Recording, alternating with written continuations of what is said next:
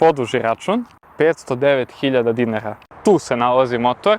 Želim da odvojim minut i da popričamo o problemima koje ovaj automobil nosi. Poslednji trenutak da kupite sebi nekog Porschea na kom nećete izgubiti novac. Dosta tehnikalija, vreme je da upalimo ovaj automobil. Tržište automobila luduje. Sve što je iole zanimljivo postaje polako nedostižno. Porsche 911 koji je nekada bio 20.000, sada je 30. I to pričamo o generaciji 996 sa početka 2000. godine. Zbog toga, mnogi ljudi sa budžetom od 20 do 30.000 gledaju ovo. Porsche Cayman 987.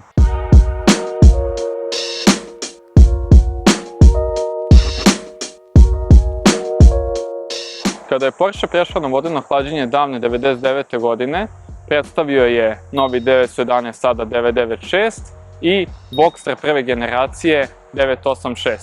Kako je vreme prolazilo, Porsche je shvatio da postoji rupa između ta dva automobila i popunili su je upravo svojim automobilom. Tada, 2005. predstavljen je Cayman S prve generacije na salonu automobila u Frankfurtu i delio je mnogo toga sa Boxsterom, samo što nije bio kadrija. Ime Cayman dobio je po aligatoru koji živi na području Južne Amerike i on važi za brzu i okretnu životinju. Zbog toga je i ovaj automobil dobio to ime jer je brz i okretan. LM recept je bio jasan. Mala masa vozila, male dimenzije takođe, centralno postavljen motor i sva snaga na zadnju osovinu. Sa tim pristupom nema greške. Dizajnerski posmatrano mislim da ne postoji ugao iz kog ovaj automobil izgleda ružno, a moj omiljeni deo lično je ovaj zadnji kraj. Pogotovo kad ovako malo padne sunce, vidi se svaki pregib na karoseriji. Uopšte ne izgleda kao automobil koji je star skoro 20 godina. Vlasnik je dao i malu personalizaciju ovom automobilu tako što je ofarbao felne u neku zlatnu boju, to je Porscheova boja koju smo možda viđali na točkovima od GT2 RS-a i stavio je žute čeljusti. Iskreno nisam siguran za žute čeljusti, možda bi lepše legle crvene, ali o ukusima ne treba raspravljati i diskutovati. Zlatne felne na crnu karoseriju izgledaju bomba. Praktičnost je mana kod većine sportskih automobila, ali to nije slučaj sa Caymanom, jer imamo prednji i zadnji gepek. Znači stvari možemo da odložimo ovde, jer se motor nalazi negde tamo bliže sedištima. I ovde. Što se motora tiče, koji se, evo, tu se nalazi motor. Što se njega tiče, u prvoj generaciji Caymana 987 imali smo dve verzije. Prvo je predstavljena S sa 3200 kubika i nekih 280 konja, a kasnije je predstavljena ova verzija, standardni Cayman, sa 240 konja i 2700 kubika. To možda deluje malo za današnje standarde, ali sredinom 2000-ih je itekako bio konkurentan.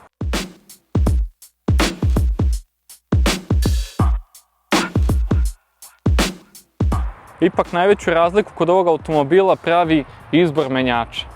3.2 Cayman S verzija dolazila isključivo sa 6-stepenim manualnim menjačem, dok je 2.7 dolazio sa 5-stepenim manualnim menjačem. Ali opciono je mogao da se selektuje i taj 6-stepeni za 2.7 verziju, a obe verzije mogle su da se uzmu sa 5 brzina Tiptronic automatske menjače. Malo konfuzno, ali znači 6 brzina manualni, 5 brzina manualni, Tiptronic 5 brzina automatik. To je to. Pre nego što uđemo u interijer i pokažemo sve detalje koji se tamo kriju, želim da odvojim minut i da popričamo o problemima koje ovaj automobil nosi. Mehaničkim problemima, naravno. Volio bih da mogu da vam pokažem motor, ali to nije moguće, tako da ću vam samo ispričati. 2.7, 3.2 verzija, obe pate od onog famoznog IMS ležaja koji je na internetu svima crkao, a u stvarnom životu retko kome. Drugi problem koji se nalazi na ovim motorima je takozvani risevi na cilindrima, odnosno kvar koji dolazi usled pregrevanja motora. To može da se čuje, da se vidi prilikom kupovine, dovoljno je samo da upalite automobil kad je hladan i ako čujete lupkanje sa jedne strane, znači da ima naznaka da postoji taj problem, ili na primjer ako izbacuje neke dimove samo kroz, ovdje ne možemo da vidimo sa koje strane je jedan auspuh, ali ako ima nekih dimova, a za vas koji se i gluvi i slepi, način da primetite da postoji neko oštećenje na motoru je ukoliko automobil pojačano troši ulje. To su samo neke od naznaka, sve se to rešava, ovaj motor može da se hilznuje, tako da u tom slučaju opravka postoji, nije bacanje u kantu i potražnja za novim automobilom. Takođe, to može da se ispita, da se ode kod mehaničara, gurne se sonda sa kamerom, izvadi se svećica, tu se gurne sonda i vizualno se vidi da li postoje neka oštećenja na cilindrima. Što se menjača tiče, manualni menjač kao i svaki drugi kvačilo, automatski, to je Mercedesov menjač Tiptronic 5 brzina, manje više neuništiv, dovoljno je samo da zamenite ulje u vremenskom intervalu kada je to fabrika propisala i mirni ste, ja mislim, lifetime.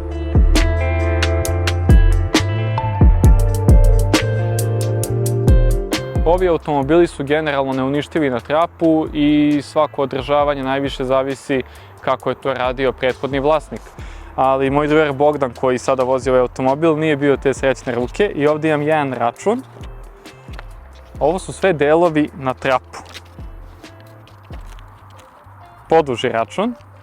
Da, na ovom automobilu nalazi se ceo trap, prednji i zadnji, iz originala, a cena koja je plaćena da se sve ovo sanira je 509.000 dinara. Mene lično jako boli.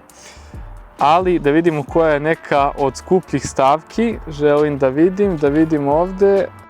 Rame 75.135 dinara. Jedno. Strašne cene, naravno može da se prođe sigurno i mnogo jeftinije od ovoga ukoliko se koriste alternativni delovi ili nešto ispod ruke, što svakako ne preporučujemo, ali može da bude verovatno 30-40% jeftinije. Malo PDV, malo ovo ono, ja ne znam ovo da spakujem.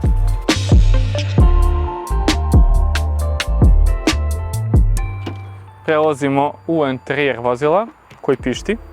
Automobil se pali sa leve strane kao i svaki Porsche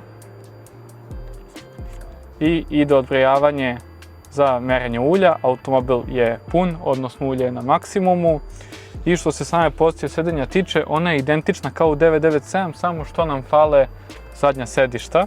I interijer je, da kažem, malo skromniji nego u 997, odnosno u 911 generaciji ovih godina. Volan isti, menjač Tiptronic u ovom slučaju, navigacija, radio, sve je isto, otvori za kvaku isto kao u 997, maltene, isti osjećaj. Stvar se menja kada se okrenete nazad, da dohvatite pojas, on je malo niži i kraj automobila je bukvalno odmah iza vas. Ono što želim da napomenem je da je vlasnik ovog automobila ugradio Porsche multimediju, to je Porsche izbacio kao retrofit da modernizuje svoje stare automobile, znači sve originalno, uklapa se idealno u Caymana, košta oko 190.000 dinara, takođe malo boli, ali imate Apple CarPlay, Android Auto, sve radi, Bluetooth Music, bukvalno auto vam postaje instant 2023. godište kada to ugradite. Dosta tehnikalija, vreme je da upalim ovaj automobil.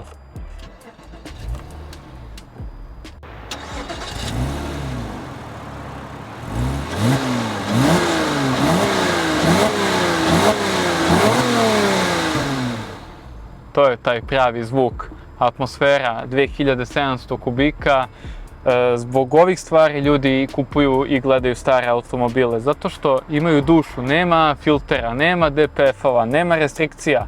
Znači kako motor zvuči, tako se čuje kroz auspuh. Nema active soundova, nema pops and bangova, čistokrvna atmosfera.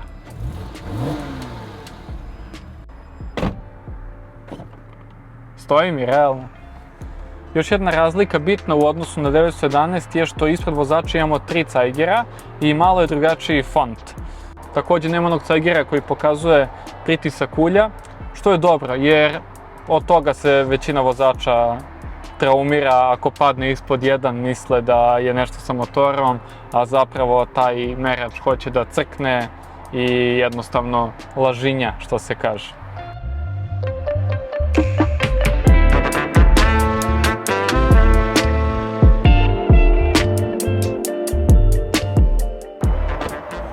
Sada je vreme da donesemo odluku.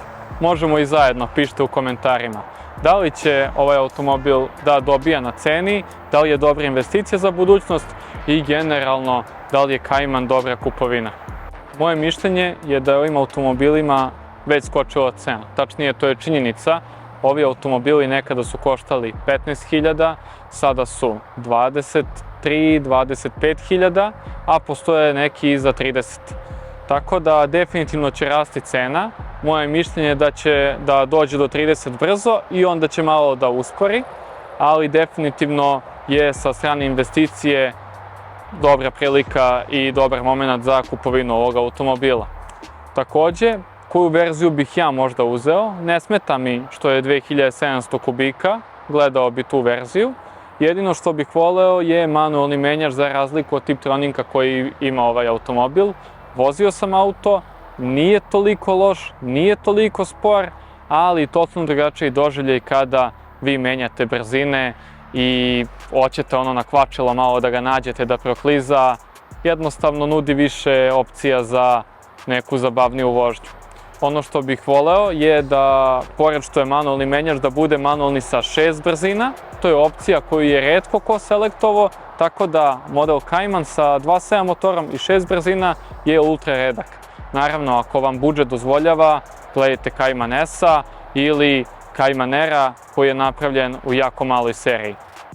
Dakle, da sumiramo, poslednji trenutak da kupite sebi nekog Porschea na kom nećete izgubiti novac, em što ćete vi uživati, em što ćete porodicu ili ženu lakše ubediti da jedan ovakav automobil treba da se nađe u vašoj garaži. Ukoliko vam se svidio ovaj klip, obavezno bacite like, napišite neki komentar, udarite subscribe, a mi se vidimo u nekom od sledećih klipova. Pozdrav!